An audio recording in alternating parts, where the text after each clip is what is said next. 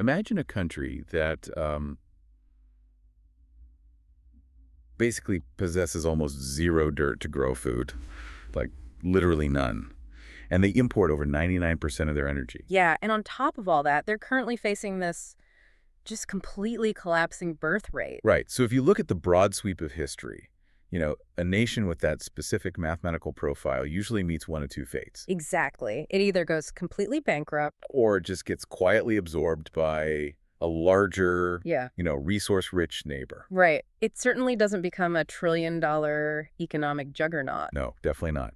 But today, we're looking at a national development model that entirely defies the physics of geography. It really is the ultimate anomaly. I mean, we are so conditioned to believe that a nation's wealth is tied directly to its natural endowments. Yeah, like you have vast plains, you become an agricultural powerhouse. Exactly. Or you have a massive river system, so you industrialize through hydroelectricity, or you sit on an ocean of crude oil and you just drill your way to prosperity. But what happens when you have absolutely none of those things? Like zero. Well, normally geography is destiny. But in this case, the destiny was engineered in direct defiance of the geography. Welcome to the Deep Dive. And a special welcome to you, the data-curious learner joining us today. You are in for something incredibly unique. We really are. We aren't analyzing a massive historical textbook today or unpacking some dense political manifesto. No, our source material is actually this highly minimalist, strictly academic-style data visualization deck. It's titled The Singapore Miracle and Hidden Worries National Development Breakthrough Under Extreme Constraints. And our mission here is to translate this striking visual data into an audio journey for you. We're going to explore the actual mechanics of how a nation with virtually no natural resources engineered one of the most astonishing economic ascents in modern history. But we aren't just going to marvel at the wealth, right? Right. We are going to look deeply at the underlying data to understand the intense, hidden anxieties that keep its planners awake at night. Because a system built under extreme constraints is fundamentally a system under extreme pressure. Definitely. But before we get into the heavy mechanics, I have to briefly mention the aesthetic of this data deck because, well, the visual choices actually set the psychological stage for everything we're about to discuss. The designer was incredibly deliberate. Yeah, like there are no flashy 3D graphics, there are no stock photos of glittering skyscrapers or vibrant colors. It is just a clinical, stark white canvas. Pure white background. And right in the center of the opening page, the designer has placed 3 numbers. 3 incredibly stark numbers. Right. Rendered in this deep charcoal gray, and they're circled in a very alarming red. Just hand-drawn looking red circles. It strips away the whole glamorous Asian tiger narrative and just forces you to stare straight at the raw vulnerability. It's a brilliant way to frame the problem. I mean, those 3 red circled numbers represent an almost fatal fragility. So the first is agricultural land. Which is basically non-existent. Yeah. If you track the data from the 1960s, they had around 140 square kilometers of arable land. But today, that number has essentially collapsed. Down to what, like 12? Exactly. They are hovering around 6 to 12 square kilometers. To put that in perspective, that is literally less land than an average-sized commercial airport. Oh, wow. Yeah, they have absolutely zero capacity to feed themselves. Which is terrifying when you think about it. And then you hit the second number, which is a 99% reliance on imported fossil fuels for energy. 99%. Like the lights stay on, the water is desalinated, and the entire economy runs solely on the premise that ships carrying foreign oil and gas will continuously arrive at their docks. If the ships stop, the country stops. And the third number is perhaps the most existential of all. It's a collapsing crude birth rate. The demographic time bomb.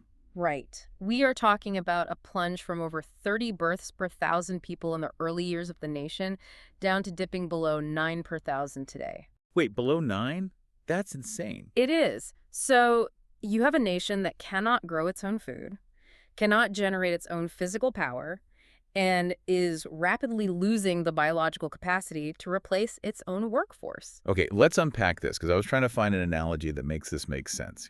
Let's hear it. It's like looking at a tech startup that has managed to achieve a $1 trillion valuation, but they own absolutely no physical hardware. Oh, I like that. Yeah, they have no server space, they lease every single piece of equipment they use, and their actual core team is shrinking year over year. Yeah. Yet, despite having none of the physical assets you'd assume are required, They dominate the market purely by optimizing their operating system. Just running flawless code on borrowed machines. Exactly. That is a highly accurate way to conceptualize it. The operating system is their governance, their policy framework, and their extreme efficiency. Because they completely lack the hardware, Yeah. right? The natural resources. Exactly. They have to compensate with a hyper-optimized software layer. They have to process global inputs and outputs faster, more securely, and more predictably than anyone else on the planet. And if the software glitches, The whole system crashes. Because there is no physical buffer to fall back on. No domestic oil reserves, no vast farmlands.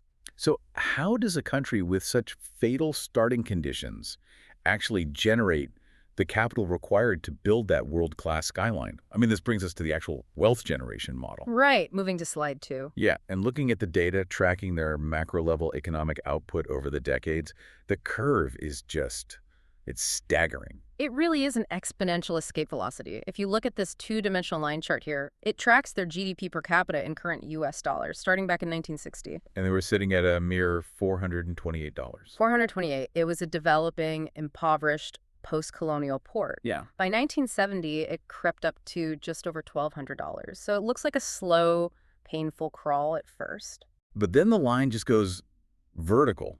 Like right there on the chart, the designer put this huge upward pointing arrow at the end of the curve. Exactly. Through the 80s and 90s, the curve steepens dramatically. By the year 2000, they hit $23,700. And from there, it just skyrockets past 60,000, past 80,000, and rockets toward the $100,000 mark today. It's an exponential growth curve that you almost never see in modern economic history. Unless, a country suddenly discovers an ocean of oil under its dirt. Right, but as we established, they found nothing. Just dirt. Well, not even enough dirt to farm.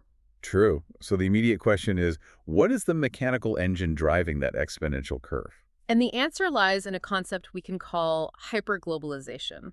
Because their domestic market was microscopic, they had to turn the entire world into their economic hinterland. The data illustrating this is wild. We're on slide 3 now, which uses this overlapping area chart. Yeah, showing exports of goods and services as a percentage of GDP. Right. And if you look at a standard developed country, their exports usually hover somewhere in the, 20 to maybe 50% range? Yeah, around there. Because the domestic economy... That people buying haircuts, groceries, locally made cars. Exactly. That domestic baseline is massive, and international trade just sits on top of that. But for Singapore, their trade dependency line completely dwarfs their domestic economy.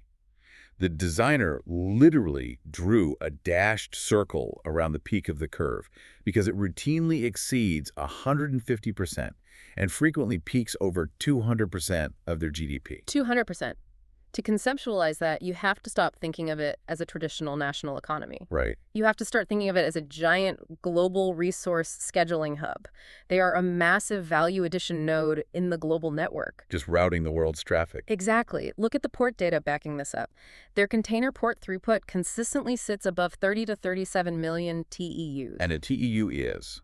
A 20-foot equivalent unit, basically your standard shipping container. Processing over 37 million of those annually on an island that is only about 700 square kilometers. That is a logistical miracle. It's like they built a highly efficient toll booth and a massive processing center right in the middle of the busiest highway on Earth. That's a great way to put it, but it's actually more than just a toll booth. They don't just charge a fee for letting ships pass. Oh, right, because that wouldn't generate that much wealth. Exactly. They take the raw materials in, they process them, they add massive value, and then they export them. Give me an example of that. Okay, so they bring in crude oil, right? They don't have their own, so they ship it in.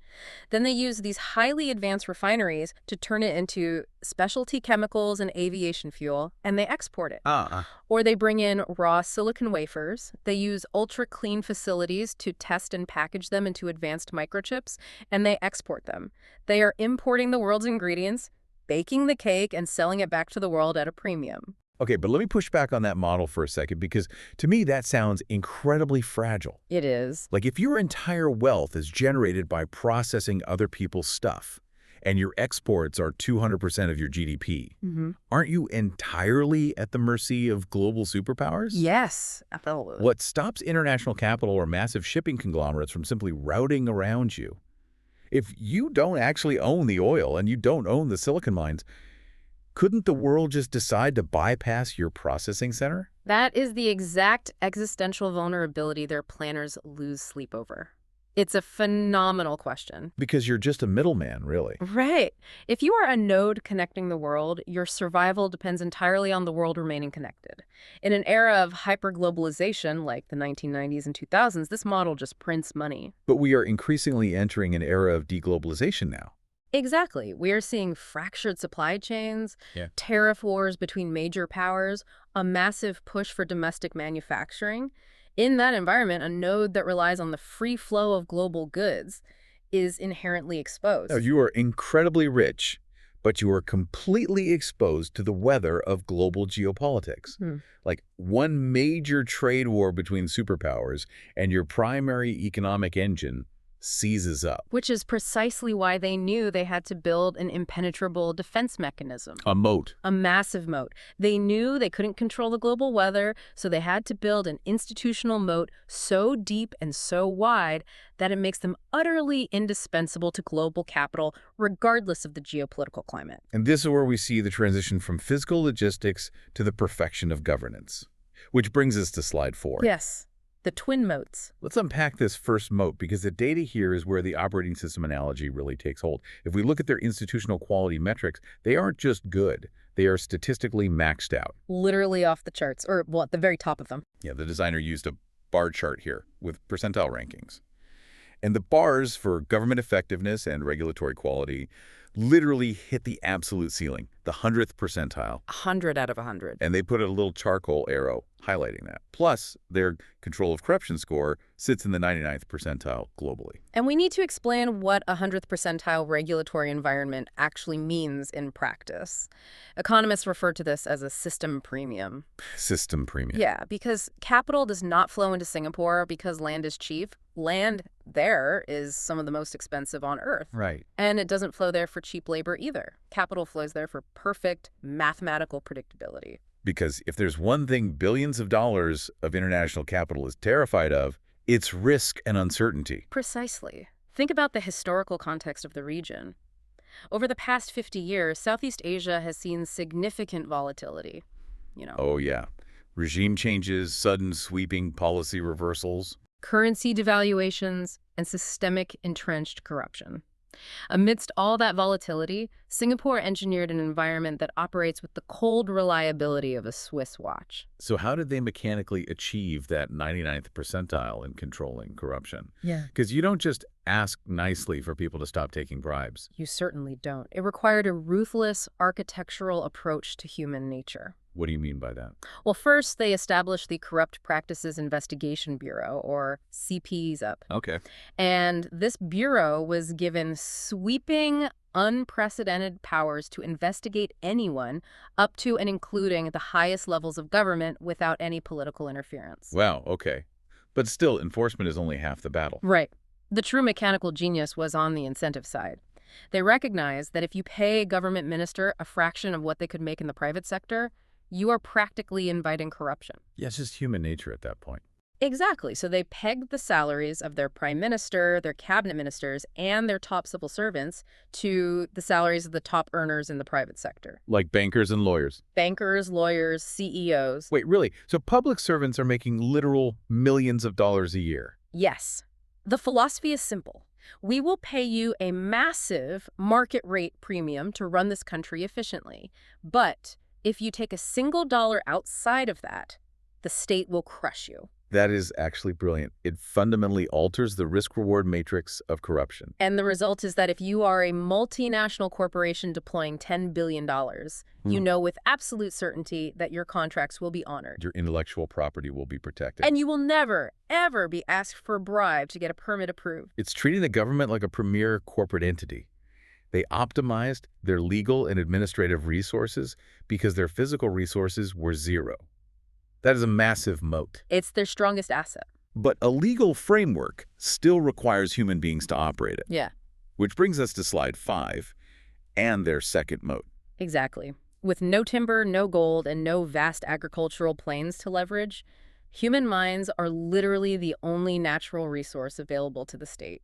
And the investment they pour into those minds is staggering. The data on this is amazing. Yeah, the designer drew this really simple infographic, like a life cycle timeline, tracking a human being from birth to their entry into the workforce.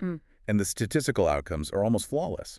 They really are. Look at the infant mortality rate, It's dropped to roughly 2 per 1,000 live births. which is incredibly low. And life expectancy has crossed 82.5 years. And then when you look at the education data, they have near 100% retention in primary education. Near 100%. It paints a picture of a society that views a single human life as its most precious, high-yield asset. It is a deliberate zero-waste policy regarding human potential. Zero-waste policy, I like that. Well, when your total citizen population is only a few million people, you simply cannot afford to have a single child fall through the cracks of the education system. You literally don't have the spare humans. Right.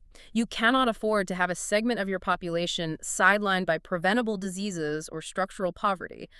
Their human capital index score is extraordinarily high because they mathematically optimize the biological and intellectual output of every single citizen. Okay, zero-waste policy regarding human potential.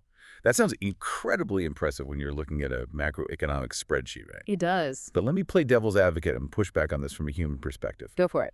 We are talking about 100 percentile regulatory quality, total predictability, and optimizing human minds to serve a hyper-globalized economic engine. Doesn't that mean sacrificing flexibility? In a way, yes. Like, is the society run too much like a machine? I mean, think about a 12-year-old student in that system. What is the psychological toll of being a gear in a 100th percentile efficient machine? It's not a comfortable reality, and you are hitting on the exact pressure point of the entire model. Because it sounds exhausting. It is. When human capital is the only natural resource a state has, the extraction of that resource becomes intense. Like mining mines instead of coal. Exactly. The education system is notoriously rigorous. The workforce expectations are incredibly demanding. The pressure to succeed, to be hyper-productive, to constantly upskill and add value to that global scheduling hub. All of that is placed squarely on the shoulders of every single student and every single worker. It is a true meritocratic crucible. It is. You are born, you survive thanks to world-class healthcare, you are rigorously educated, and then you are expected to perform at peak capacity. There is no quiet countryside to retire to if you decide you don't want to play the game. No, there isn't. And that immense, inescapable pressure to perform directly feeds into the darkest data points we have to discuss in this deck. Because, to carry the startup analogy forward, the operating system might be running perfectly, but the human hardware running it is starting to break down at the biological level. Which brings us face to face with the demographic time bomb on slide 6. A structural crisis. Yeah. When you map out their population data, this terrifying scissors gap emerges. Yeah, the visual here is a dual-stacked column chart. And you have one line tracking the 0 to 14 age demographic.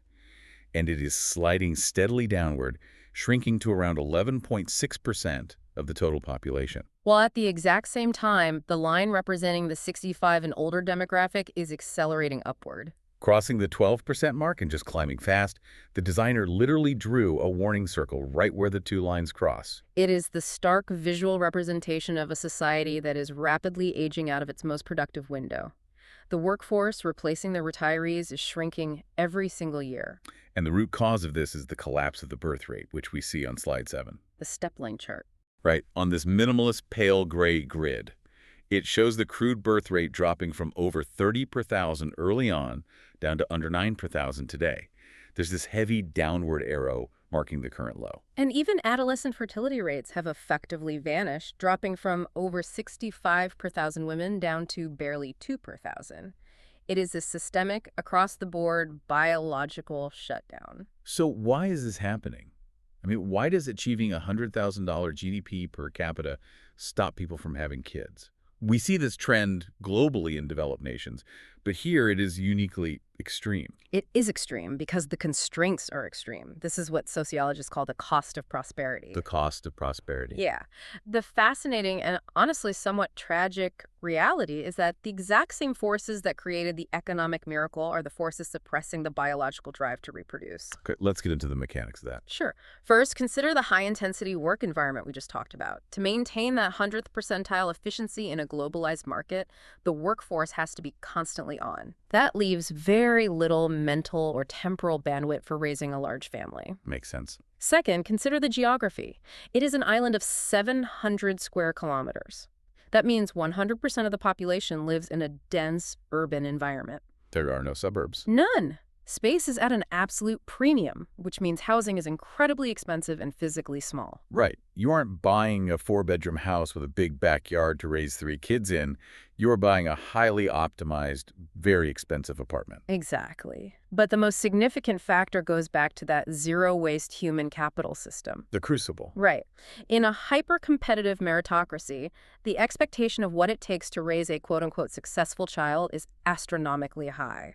Parents feel immense pressure to provide a massive amount of educational resources. Like private tutors, enrichment classes, extracurriculars. Everything. Just to ensure their child doesn't fall behind.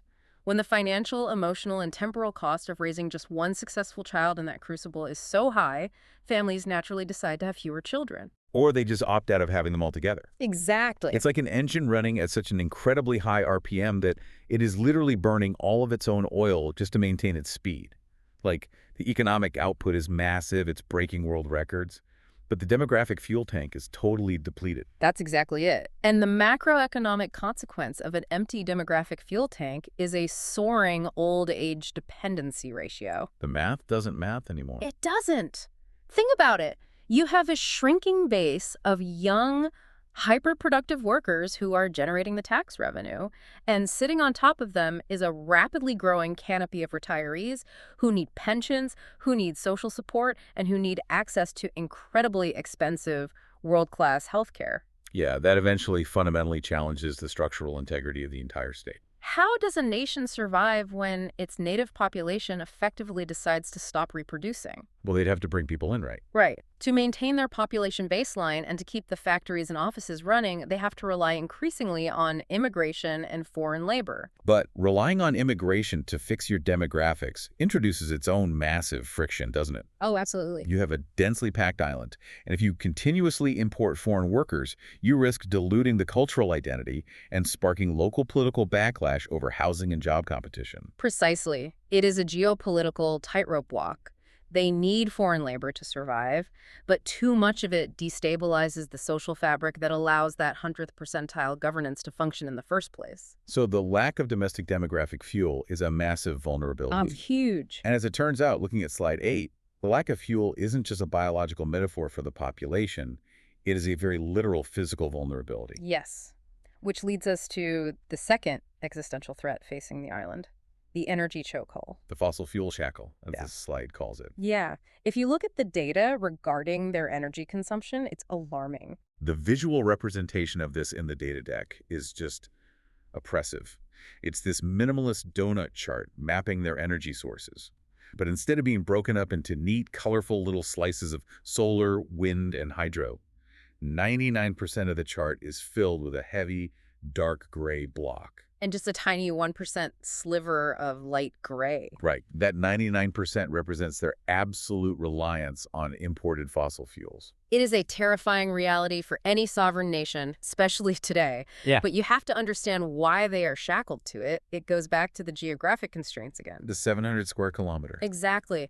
With that little total land area, building massive solar farms is physically impossible. They need that land for housing, for industry, for reservoirs to catch drinking water. What about wind? Sweeping wind turbine arrays require wide-open plains or specific coastal geography that they just don't possess. And hydro. Because they lack significant elevation changes or major river systems, hydroelectric power is entirely off the table. So they are fundamentally addicted to oil and natural gas shipped in from other countries. 100%. If a geopolitical crisis in the Middle East or a blockade in the South China Sea stops those ships, the lights go out. The water desalination plants stop running. The trillion-dollar digital economy goes offline. Which leaves them incredibly vulnerable to global supply chain shocks. Mm. But it's not just about blockades either. Yeah, else climate change. Yes. As the entire world pivots toward aggressive climate goals and carbon taxes, being a nation entirely dependent on fossil fuels threatens to make every single thing they export uncompetitive. Well, because of carbon pricing on exports. Exactly. They are trapped in a corner by their own lack of physical space. But this is where the genius of their survival mechanism kicks in again on slide 9. The efficiency revolution. Yeah, because the data shows a secondary chart right next to that oppressive 99% reliance donut chart. And it's a smooth, steadily climbing line tracking GDP output per unit of energy used. There's a little upward climbing arrow right above the curve. This is the paradox of their energy strategy. Since they physically cannot change the source of their energy in a meaningful way, they have aggressively, radically altered the efficiency of its use. The numbers are wild here. It tracks the GDP output per unit of energy, calculated per kilogram of oil equivalent. Right. In the early days, they were squeezing out less than $6 of economic value per unit. Today, that number has skyrocketed past $16. They've nearly tripled the amount of wealth they generate from every single drop of imported oil. Wow. We call this the energy efficiency revolution. And I want to be clear here. This was not a green initiative born out of some environmental altruism. It's just math. It is a hard-nosed mathematical survival tactic. If the physical constraint on your energy supply is like if you know you have to import every drop, the only variable you can control is demand efficiency. So how do you mechanically triple your energy efficiency across an entire nation? Are citizens sitting in the dark? Is power heavily rationed? Not at all. Citizens actually enjoy a very high standard of living, complete with ubiquitous air conditioning. Which is practically a survival mechanism itself, given they are located 1 degree north of the equator. Yeah, it's hot. But the efficiency is achieved through intense structural and industrial optimization. For example, they implemented incredibly strict green building codes.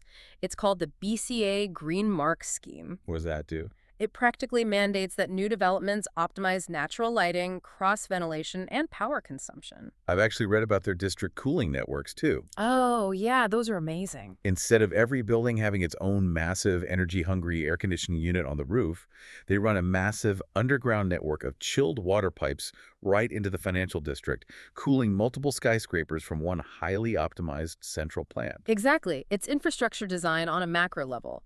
They also utilize an extremely high-density public transit network that dramatically reduces individual fuel consumption. Right, fewer cars. But while those civil engineering feats are impressive, the true leap in that GDP to energy ratio comes from what they actually do to generate that GDP. Right, because no matter how efficient your air conditioning is, if your economy is based on smelting steel or manufacturing heavy machinery, you're going to burn a massive amount of energy. Exactly. To triple your economic output per drop of oil, you have to pivot to industries that weigh nothing at all. Which is the perfect transition into the most significant structural evolution of their economy, the rise of the intangible economy, on slide 10. When you look at the historical data tracking their economic sectors here, you see this massive structural migration. It's a dual-line chart showing this huge scissors gap. Right. The line representing the manufacturing sector's contribution to the GDP gradually drops over time and stabilizes around 20%. Meanwhile, the line for the service sector soars upward, crossing the 70% mark. The designer actually circled that breakout area. We can refer to this strategy as geographic transcendence. Geographic transcendence, I love that term. It fits perfectly.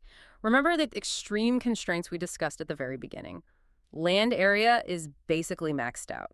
They have reclaimed as much land from the sea as physically and economically viable by dumping sand into the ocean. Right. Physical port space is finite. You can only stack shipping containers so high before the logistics break down.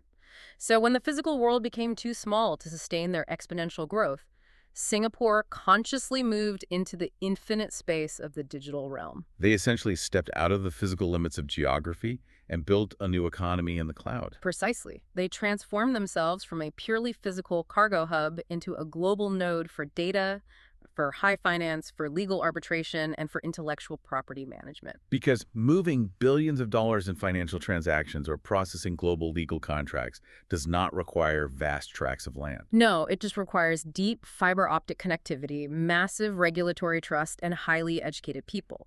It is the absolute perfect evolutionary step for an island that has run out of space. The visual representation of this digital pivot on slide 11 is striking. The data tracks the number of secure internet servers hosted in the country.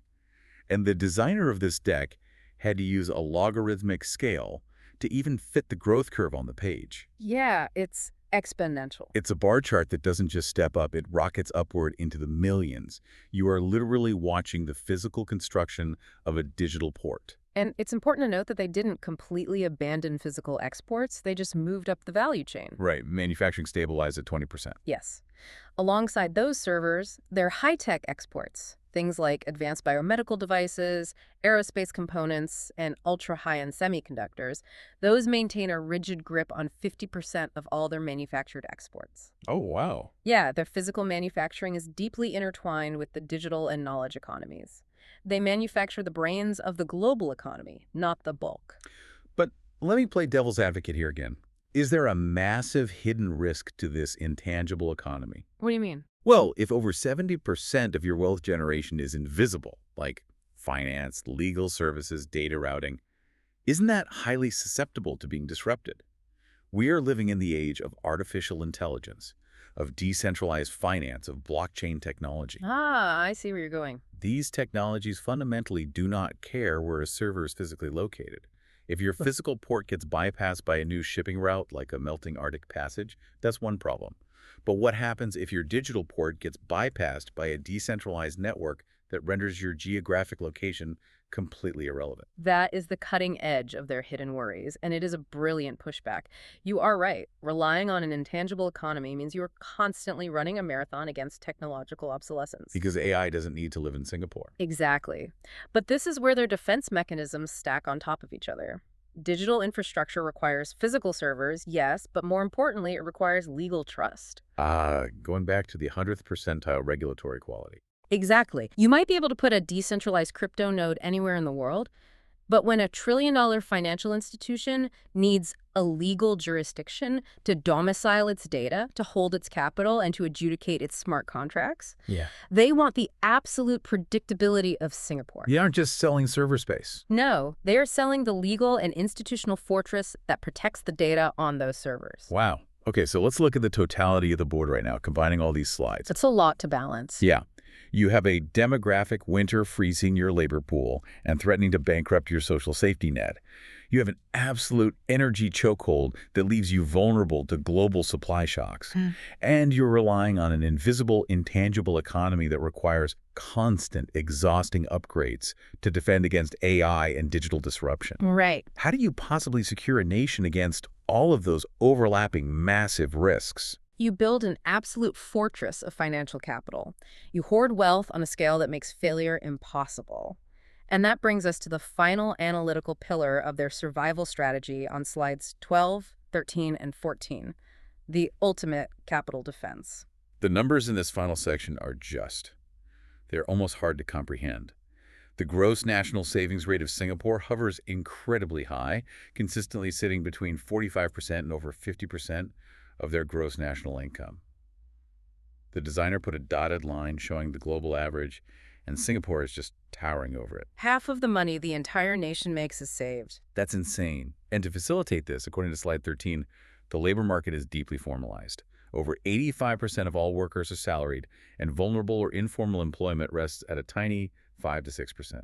Let's break down the mechanics of this, which we can call the accumulate for winter philosophy. Winter's coming. Always. This immense 50% savings rate is not an accident of culture, and it certainly isn't voluntary. It is largely driven by a massive state-mandated mechanism called the Central Provident Fund, or the CPF. I've heard of the CPF. Explain to me how that actually works for a normal person working there. Does the government just take your paycheck? It's an incredibly powerful tool of statecraft disguised as a pension plan. Okay. It is a mandatory Social Security savings scheme. If you are a working citizen, a significant percentage of your monthly salary, often around 20%, is automatically deducted. Just gone before you see it. Right. And on top of that, your employer is legally mandated to contribute an additional percentage, sometimes up to 17%, directly into your CPF account. Wait, really? So nearly 40% of your total compensation is locked away by the state before you even see it? Yes. And those funds are siloed into specific accounts. One for retirement, one for medical expenses, and one for housing. Housing, too. Yes. This is how the state engineers homeownership. Citizens are allowed to use their CPF savings to purchase government-built apartments, known as HDB flats. So the state forces you to save and then allows you to use those savings to buy housing from the state. Effectively creating a closed-loop system of capital accumulation and property ownership, yes. That is wild. I think forces a highly formalized labor market, too, because you can't run a massive forced savings apparatus if everyone is working under the table for cash. Exactly. You need that 85% salaried workforce just to collect the funds efficiently. But what is the macro purpose of all this hoarded capital? A buffer against what? A buffer against the demographic time bomb we explored earlier. Think about what happens when that massive canopy of aging citizens eventually stops working. The 12% that's accelerating upward? Right. They are going to require world-class, incredibly expensive medical care. Most Western democracies use a pay-as-you-go system where today's young workers are taxed to pay for today's retirees. But as we saw, Singapore's young workforce is shrinking. Right. If they tried to tax a shrinking base of young people to pay for a massive wave of sick retirees, the economy would collapse. So they force the retirees to pre-fund their own old age. Exactly. The CPF ensures that by the time a citizen retires, they have a massive pool of pre-accumulated capital dedicated specifically to their health care and pension. It prevents the state from going bankrupt under the weight of its own aging biology. It's fascinating. It sounds less like they're treating the country like a traditional nation state and more like a mega endowment fund, like a massive university endowment that relies entirely on the yield of its own highly disciplined capital to survive. That's a great analogy. It is the ultimate financial firewall. And there is one more layer to this capital defense on slide 14, which involves external money. The foreign direct investment. Yes. If you look at their FDI, or foreign direct investment, the net inflows routinely hit double digits, sometimes exceeding 20% of their entire GDP. Which is astronomical. The chart shows it as this massive positive step bar. But how is foreign money a defense mechanism? Doesn't that just mean foreigners own all your assets? It acts as a geopolitical shield. It is a strategy of mutually assured financial destruction. Mutually assured financial destruction. Think about it strategically.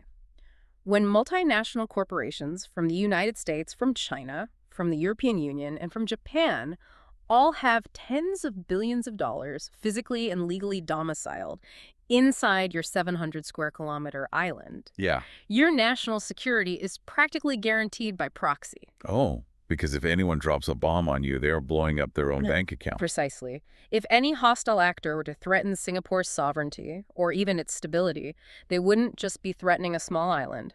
They would be threatening the core financial interests of the entire global economic system. They have made themselves too big to fail on a geopolitical level. It's like they engineered a gravitational pull for global money. Despite having no energy, no land, and a shrinking population, the world's capital throws itself at this island simply because it trusts the architecture. It trusts the operating system. Right. But I want to pause and consider the psychological weight of this entire system again, because it relies entirely on a population that trusts its government enough and is disciplined enough to lock away half of its national income for a future it might not even see. It requires an immense amount of social cohesion. It requires a level of delayed gratification and collective, unified discipline that very few democracies globally can sustain. It is an intense social contract. The government essentially says, give us unparalleled control over your savings, your wages, and your development, and in return, we will guarantee you safety, world-class infrastructure, and economic prosperity in a region where those things are extremely rare. It all comes back to that 100th percentile government effectiveness. The moment that effectiveness drops, the trust evaporates, and the whole system unravels. It is a brilliant but high-wire tightrope walk. Which brings us to slide 15, the conclusion of this incredibly minimalist, stark data deck. And what this all means for the future of statecraft globally. The final synthesis of the data presents a clear flow of logic. The designer used these 4 minimalist boxes to show it. It starts with the absolute internal vulnerabilities shown in a sort of disadvantaged gray color. The fatal flaws of zero agriculture, total fossil fuel reliance, and a severely aging population. Right. And then a black upward arrow points to how world-class governance, the pivot to the intangible digital economy, and extreme capital accumulation were used to completely overwrite that destiny. The conclusion is that the Singapore model is an absolute masterclass in survival under extreme constraints. They looked at a geographical hand of cards that should have guaranteed them a life of impoverished obscurity, and they achieved a $1 trillion breakthrough by optimizing the only things they could actually control: the rule of law, the flow of capital, and the capacity of human mind. But as we've explored deeply today, this model is not a utopia, it is a high-stakes race. The hidden worries are very real. The ultimate question for their planners is, can they transition deeply enough into the AI-driven intangible economy, and can they leverage their massive CPF and national reserves fast enough to pay for the crushing weight of their demographic winter before the social or economic fabric snaps? It is a phenomenal balancing act, and analyzing the mechanics of how they do it makes me look at the rest of the world completely differently. Which brings us to a final thought for you, our listener, to ponder. We spent an hour looking at Singapore as this unique anomaly, a tiny island with bizarre, extreme constraints. But take a step back and look at the macro trajectory of the globe right now. It is a fascinating pivot. Think about the infrastructure where you live. As climate change accelerates and arable land degrades worldwide, as the global population begins to age and birth rates drop in almost every single developed nation, and as traditional energy resources become increasingly volatile and scarce, isn't the rest of the world slowly starting to look a little bit more like Singapore? That is the crucial, somewhat chilling takeaway. The constraints that force Singapore to adapt are globalizing. The question is, as much larger, historically resource-rich nations begin to face these Singapore-like constraints of resource scarcity, extreme energy transitions, and demographic winters, will they be able to replicate this level of extreme unified efficiency to survive? Because they might have to. Exactly. Or is this miracle strictly limited to a 700 square kilometer island where failure literally meant extinction, and the population had no choice but to submit to the crucible? Remember that image we started with? The trillion-dollar startup with no hardware, the skyscraper floating on a tiny raft. The raft might be small, and the macroeconomic waters around it are definitely getting choppier, but the sheer engineering keeping it afloat is nothing short of miraculous. Thank you for joining us on this deep dive. I highly encourage you to take this lens, this framework of extreme constraints and structural breakthroughs, and apply it to the data you see in your own city, your own industry, and your own world. Until next time.